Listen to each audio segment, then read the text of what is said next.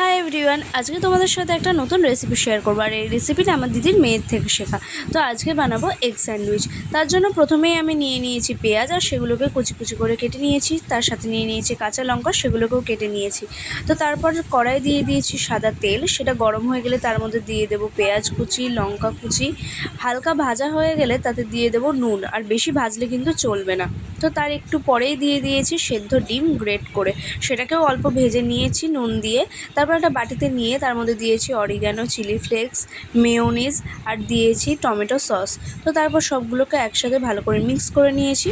পাউরুটির ওপর দিয়ে পরিমাণে অল্প সস দিয়ে সেটার ওপর দিয়েও মাখিয়ে নিয়েছি। তার ওপরে ফিলিংটা দিয়ে পাউরুটি দিয়ে আবার চাপা দিয়েছি। কড়াইয়ে আবার একটু সাদা তেল দিয়ে সেটা গরম হলে পাউরুটিগুলো তাতে দিয়ে দিয়েছি, আর উল্টে পাল্টে অল্প সেঁকে নিয়ে তুলে নিয়েছি।